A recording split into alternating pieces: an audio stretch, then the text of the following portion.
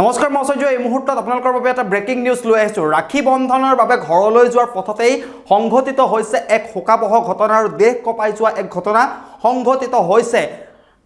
কেইবাগৰাকীও শ্ৰমিক ৰাখী বন্ধনৰ ছুটী লৈ ঘৰৰ অভিমুখে ৰাওনা হৈছিল আৰু তাৰ পাছতেই সেই বাহনখন দুৰ্ঘটনাত পতিত হয় আৰু সেই দুৰ্ঘটনাৰ ফলতে 10 জনকৈ লোকে ইতিমধ্যে প্ৰাণ হেৰুৱাইছে আৰু 30 জনতকৈ অধিক লোক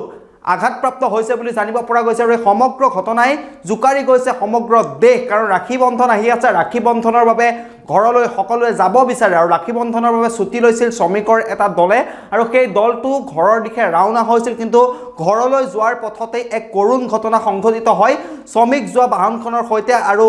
10 গৰাকীকৈ শ্ৰমিকৰ থিতাতে মৃত্যু হৈছে এই ভয়ংকৰ দুৰ্ঘটনাত আৰু 30 গৰাকীকৈও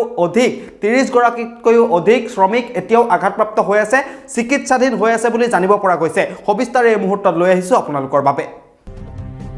আমি জনাইছোঁ এটা ব্ৰেকিং নিউজ যে ৰাখী বন্ধনৰ বাবে ঘৰলৈ যাওঁতে সংঘটিত হৈছে ভয়ংকৰ ঘটনা আৰু 10 জনকৈ লোকে প্ৰাণ হেৰুওৱাৰ লগতে 30 জনকৈ লোক আহত হৈছে কেইবাজনৰো অৱস্থা অতি সংকটজনক বুলি জানিব পৰা গৈছে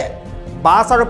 পিকআপ ভানৰ মাজত মুখামুখি সংঘৰ্ষৰ ফলতে এই দুৰ্ঘটনা সংঘটিত হয় আৰু পিকআপ বাহনখনত আছিল শ্ৰমিকৰ এটা দল আৰু বিস্কুট ফেক্টৰীত কৰ্মৰত আছিল শ্ৰমিকসকল আৰু ৰাখী বন্ধন উপলক্ষে ছুটীত গাঁৱলৈ গৈ আছিল দলটো আৰু উত্তৰ প্ৰদেশৰ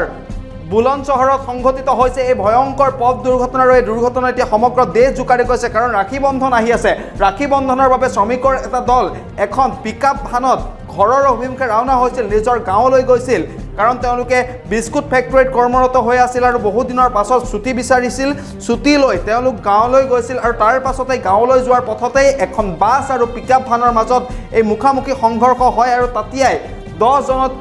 জনকৈ লোকে প্ৰাণ হেৰুৱাইছে আৰু 30 জনতকৈ অধিক লোক আঘাতপ্ৰাপ্ত হৈছে বুলি জানিব পৰা গৈছে আৰু কেইবাজনৰো অৱস্থা অতি সংকটজনক বুলি জানিব পৰা গৈছে আৰু ৰাখী বন্ধন উপলক্ষে আজিৰ দিনটোত ঘৰলৈ গৈ আছিল আৰু বিস্কুট ফেক্টৰীত কৰ্মৰত শ্ৰমিকসকল আছিল আৰু পিকআপ ভান এখনত তেওঁলোক গাঁৱলৈ গৈছিল আৰু উত্তৰ প্ৰদেশৰ বুলন্দ চহৰত এই ভয়ংকৰ পথ দুৰ্ঘটনা সংঘটিত হৈছে আৰু এই দুৰ্ঘটনাই প্ৰাণ কাঢ়ি নিলে 10 জনকৈ লোকে আৰু 30 জনতকৈ অধিক লোক বৰ্তমান চিকিৎসাধীন হৈ আছে আৰু চিকিৎসাধীন হৈ থকা লোকসকলৰ অধিকাংশৰে অৱস্থা সংকটজনক বুলি জানিব পৰা গৈছে